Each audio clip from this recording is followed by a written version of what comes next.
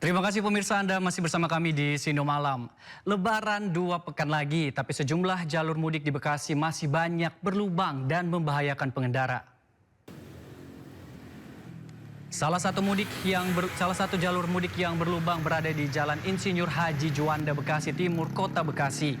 Aspal terkelupas dan puluhan lubang menganga membahayakan pengendara.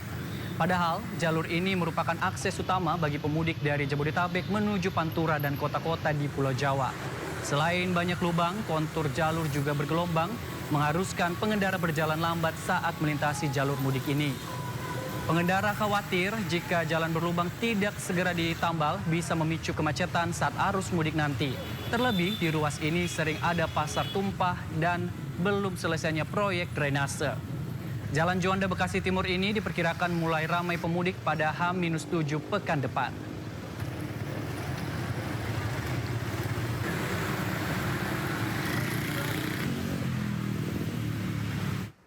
Pemirsa, jelang arus mudik Ramadan 2026, pemerintah terus mempercepat perbaikan jalan nasional di jalur selatan. Perbaikan dilakukan pada beberapa ruas yang mengalami kerusakan seperti retakan dan lubang yang berpotensi membahayakan pengguna jalan.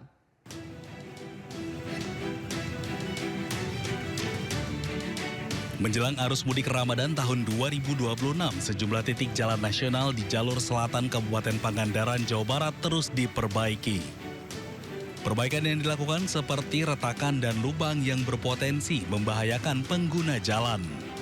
Petugas melakukan penambalan aspal dan perataan badan jalan agar kendaraan yang melintas dapat melaju dengan lebih aman dan nyaman. Perbaikan ditargetkan rampung sebelum puncak arus mudik Ramadan. Ini persiapan, Pak, untuk kenyamanan dan keamanan berkendara, mempersiapkan jalur mudik untuk pantai selatan, Pak, jalur Cipatujah, Kalpagendep, Pangandaran. Kami terus berusaha dikebut agar pemudik merasa nyaman dan aman untuk berkendara. Berbeda dengan Kabupaten Pangandaran, Jawa Barat, sejumlah jalan di beberapa titik di wilayah Karawang Timur justru belum ada perbaikan hingga menjelang arus mudik Lebaran. Di kawasan Karawang Timur, kerusakan jalan terpantau mulai dari simpang lampu merah hingga mendekati gerbang tol Karawang Timur. Kondisi serupa juga terjadi di Jalan Arteri Nasional Pantura mulai dari pertigaan Tanjung Pura hingga kawasan Pende.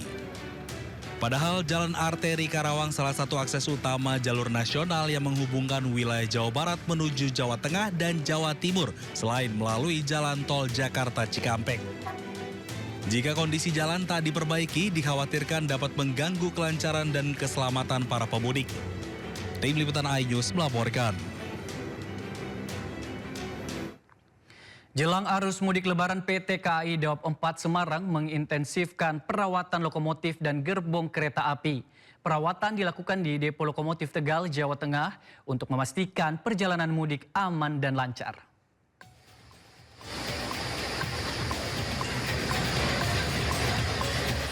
Sejumlah petugas dan teknisi terlihat sibuk memeriksa satu persatu lokomotif yang baru tiba usai beroperasi. Pemeriksaan dilakukan secara menyeluruh, mulai bagian rangka bawah, mesin hingga lampu sorot dan klakson.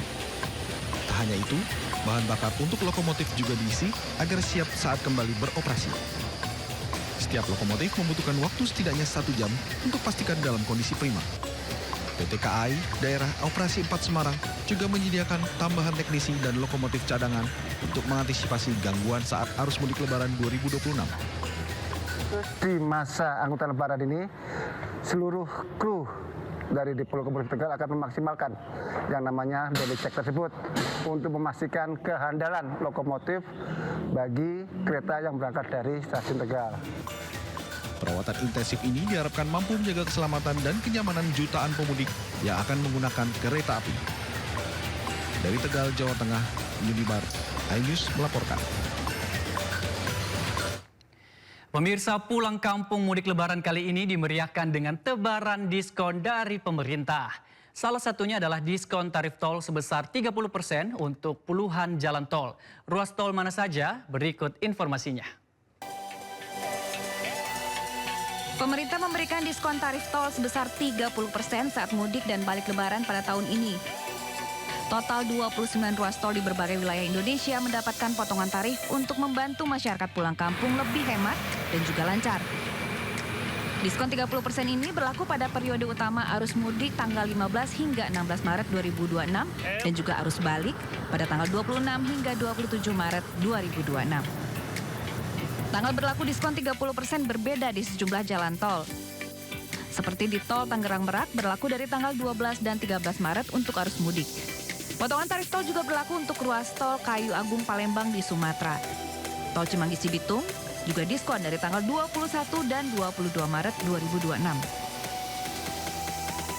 Selain itu, sejumlah ruas strategis Trans Jawa juga masuk dalam daftar potongan tarif tol. Di antaranya tol Jakarta Cikampek, tol Cikampek Palimanan, hingga tol Batang Semarang. Potongan tarif ini berlaku untuk perjalanan dengan pembayaran menggunakan uang elektronik. Karena itu, masyarakat diimbau agar memastikan saldo cukup sebelum memasuki tol. Dengan kebijakan ini diharapkan arus lalu lintas Lebaran lebih tersebar, perjalanan lebih efisien, dan beban biaya mudik masyarakat juga bisa berkurang. Tim Liputan iNews Lombok.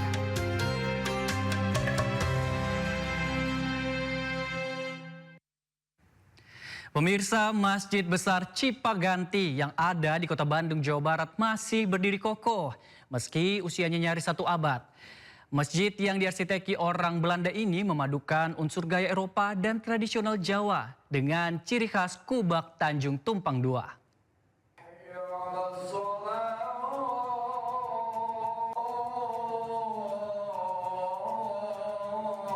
Nuansa klasik masih terasa saat memasuki Masjid Besar Cipaganti di Jalan Cipaganti, Kota Bandung, Jawa Barat.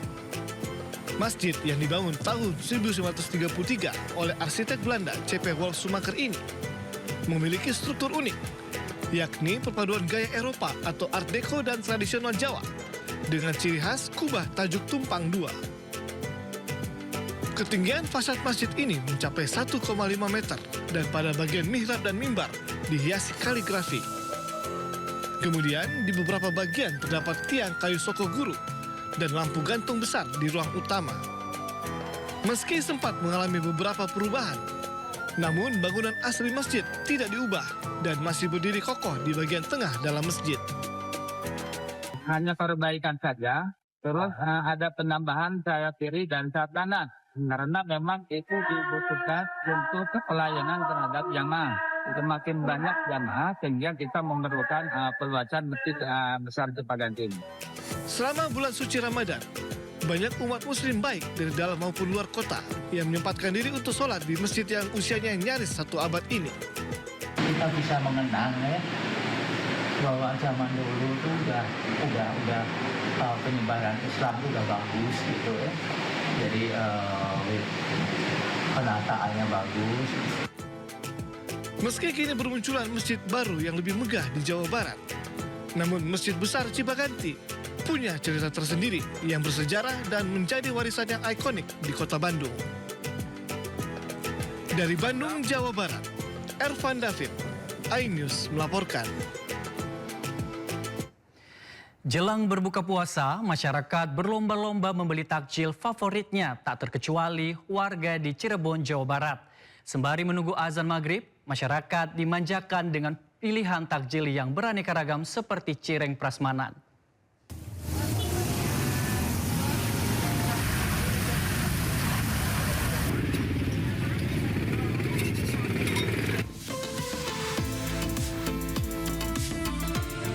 Gorengan, dimsum, sempol, hingga donat semuanya menggiurkan. Beragam aneka takjil tersaji di sepanjang Jalan Raya Siliwangi, Cirebon, Jawa Barat. Ratusan tenan menjajakan dagangannya dan langsung diburu warga yang ngabuburit menuju azan. Ngewar takjil kita. Oke. FOMO karena banyak jajanan menarik di sini. Ini tahu telur. Oke. Rencananya mau ngabisin berapa duit Pak rencananya? Biasanya sih 50.000. Oh cukup.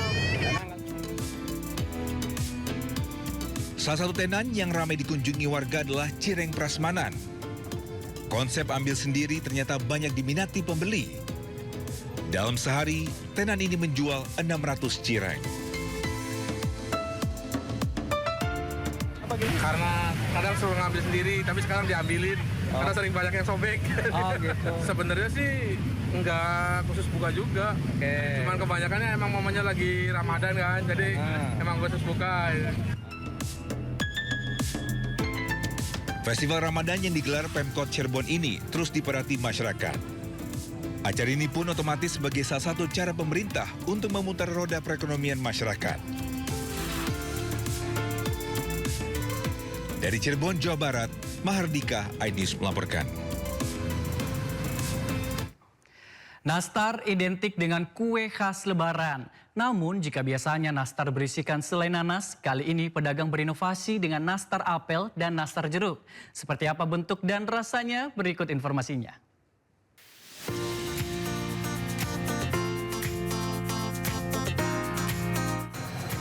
Nastar, kue bulat mengkilat dengan isian selai nanas seringkali menjadi incaran warga saat menyambut Lebaran.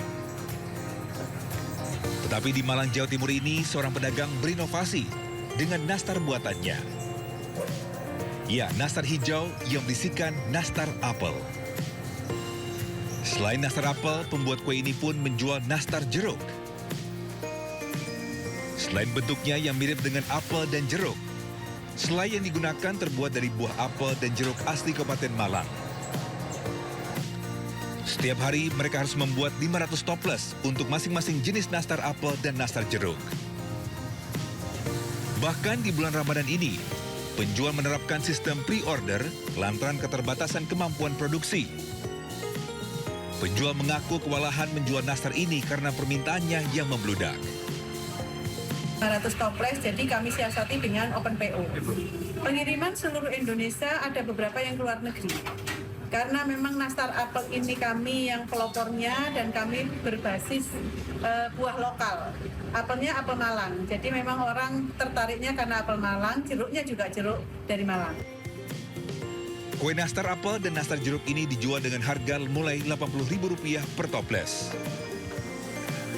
Khusus di bulan Ramadan ini, penjual juga menyediakan paket hampers berisi kue nastar lengkap mulai harga Rp150 hingga Rp1,5 juta. Dari Malang, Jawa Timur, Denny Irwansyah, iNews melaporkan.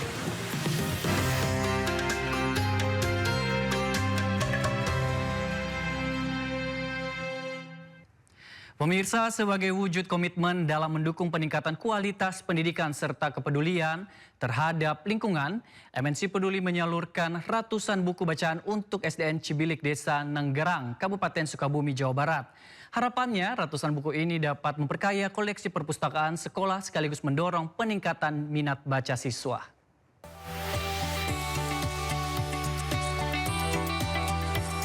Ratusan buku yang disalurkan MNC Peduli secara simbolis diterima langsung oleh Kepala Sekolah SD Negeri Cibilik. Penyaluran bantuan buku ini diharapkan dapat memperkaya koleksi perpustakaan sekolah sekaligus mendorong peningkatan minat baca siswa. MNC Peduli turut memberikan edukasi mengenai pentingnya menjaga lingkungan melalui kegiatan dongeng interaktif dengan judul Bank Sampah. Pendekatan ini bertujuan untuk menanamkan nilai kepedulian lingkungan secara menyenangkan dan mudah dipahami oleh siswa sejak usia dini. Selain itu, dalam rangka memperingati Hari Sampah, kegiatan turut diisi dengan pembuatan prakarya berbahan daur ulang yang melibatkan seluruh siswa sebagai bentuk implementasi budaya ramah lingkungan di lingkungan sekolah. Membuat kerajinan tangan. Dari apa? Dari kardus. Kardus itu apa sih? Barang apa? Barang bekas. Terima kasih sekali bahwa seluruh kegiatan MNC Peduli pada hari ini sangat besar manfaatnya. Dari mulai bentuk bantuan buku, itu jelas manfaat sekali untuk anak-anak kami. Kemudian latihan dalam mengolah sampah, ya, membuat daur ulang sampah.